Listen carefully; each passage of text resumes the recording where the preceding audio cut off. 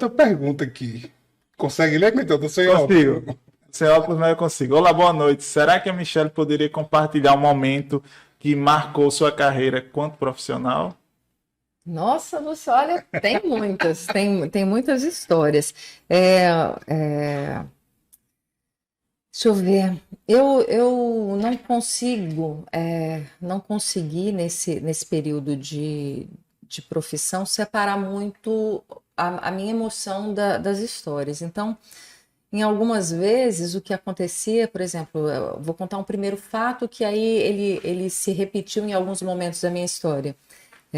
Na primeira cobertura que eu fui fazer de um acidente, eu estava indo fazer um jogo de futebol, uma partida de futebol. Falaram, Michele, agora não, você vai ter que ir para. Eu estava na Tropical ainda, você vai ter que ir para um acidente lá na Rota do Sol. E aí eu cheguei na Rota do Sol e era um acidente de bug com outro carro.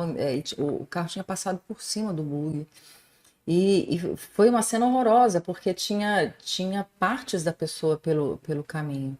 E eu olhava aquilo muito assustada, e o cinegrafista, às vezes até brincando, a pessoa debochando, cuidado aí com o pedaço da pessoa. Eu falei, nossa, que situação. Nossa. Então eu cheguei para o policial, né, que estava dando a entrevista sobre o que tinha acontecido para a imprensa, e ele falava. Sobre os detalhes, o veículo A cruzou em alta velocidade, o veículo B, e eu falava, assim, e eu ouvia aquilo tudo, mas eu já estava chorando tanto a essa altura, quase soluçando, e de repente os outros jornalistas, eu tinha pouquinho tempo de jornalismo, eles, você é o que da vítima? Eu falei, não sou nada da vítima, eu estou aqui cobrindo também. E aí eles falam, poxa, que menina sem noção, né? Tá aqui desesperada cobrindo um acidente. Mas essa questão do distanciamento da notícia foi algo que eu não consegui manter com muita eficácia na minha vida de jornalista, porque eu me sinto muito mexida com as Você coisas se que envolvia, querendo ou não, você acabava se eu, envolvendo na É história. isso, emocionante. em entrevistas, cansei de fazer entrevistas no Valfredo Gurgel, e em entrevistas mais difíceis, de relatos mais complicados, assim, da pessoa estar contando o drama dela e eu chorando do outro lado, tentando segurar para não vazar, né? Como a gente fala quando o som sai no microfone, né? Para não sair o som de eu soluçando do outro lado, né? Então, às vezes, tem alguns fatos assim. E como foi para você cobrir esse fato que você falou da De Alcaçuz? Alcaçuz, a Como foi que você rebelião. lidou com isso? Eu lembro que a cidade parou praticamente, né? Foi um desespero E muito grande foi, mesmo. e Para foi, nós, população, como população, Uma né? carnificina muito grande aqui. e foi tão sério, Cleiton e Adriano, porque assim, no dia que aconteceu, eu estava de plantão e estava pronta para apresentar o segunda edição, né, o Jornal da Noite do plantão, quando ligaram e falaram, olha, tá tendo uma rebelião em Alcaçuz. Aí, falou assim, mas está confirmado? Tá, e tem vítimas, tem mortes. E me falaram aquilo, eu estava descendo as escadas, falando, Michele, você vai agora para Alcaçuz, né, para o presídio, porque lá está tendo uma rebelião muito séria. E lidar com aquilo, né, era todo dia. Isso foi só o primeiro dia, a gente foi a primeira equipe a chegar lá, ainda estava tendo disparo de tiro, a gente conseguiu entrar ao vivo no Jornal Nacional naquele dia, dando a notícia. E depois disso foram, acho que quase 15 dias, né, de E o cobertura psicológico, maciça. Michele, como é que fica no momento desse? Num primeiro momento a gente fica um pouco destruído mesmo.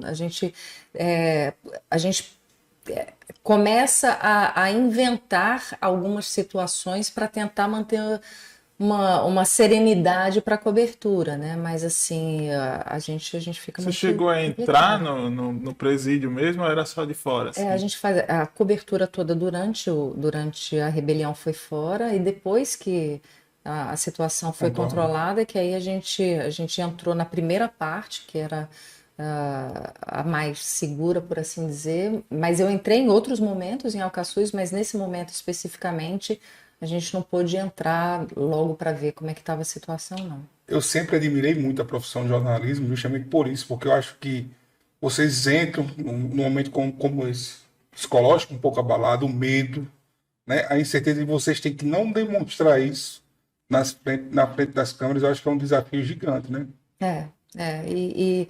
E acaba que a gente tem que ter o desafio de controlar medo, nervosismo, ansiedade, tudo compilado dentro do tempo que a gente tem que dar a notícia. Então a gente não tem um tempo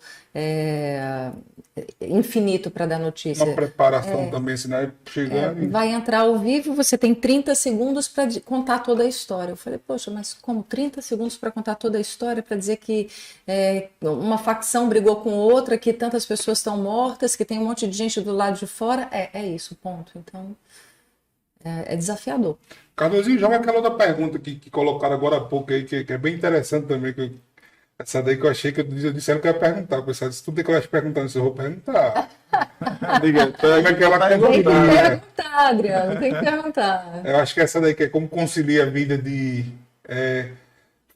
a Juliana Maria manda assim, fala um pouco sobre como conciliar a vida de mãe, amiga, filha e profissional. É um desafio gigante. Sempre tem um que fica com menos tempo, né? Quando você está muito focado no profissional, a mãe, a filha e a amiga ficam de lado. Então, manter esse equilíbrio é sempre acho que um jogo de dados, sabe? Uma hora o dadinho está privilegiando mais um lado, outra hora o outro, né? Mas eu conto com uma rede de apoio muito forte, sim. né? Os meus filhos têm pais maravilhosos que cuidam deles. Meu marido também hoje me dá todo o suporte, está lá com as minhas filhas, né? As filhas mais velhas. Você tem quantos? São 5. No dia de hoje é uma raridade, viu? São 5. Família grande, você sempre gostou de família grande, Michel? Não, eu sempre gostei. Minha família sempre foi muito grande, sempre foi muito grande.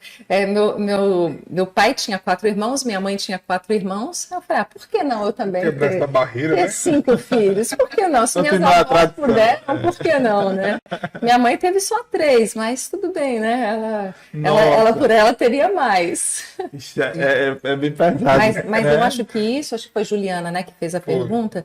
Então, Juliana, assim, eu acho que é muito a gente tentar gerenciar a questão do tempo, né? Não adianta achar que vai dar tempo para tudo acordando 9 da manhã, 10 da manhã, tem que acordar bem cedinho, às vezes dormir um pouco mais tarde, mas Você teve eles, né? A gestação deles foi na televisão. na TV. Todos os 5 nasceram, eu com um buchão grande aparecendo na TV. E o pessoal desesperado. Ela não vai sair do vídeo, não, vai dar a luz no ar. E assim ia. Interessante.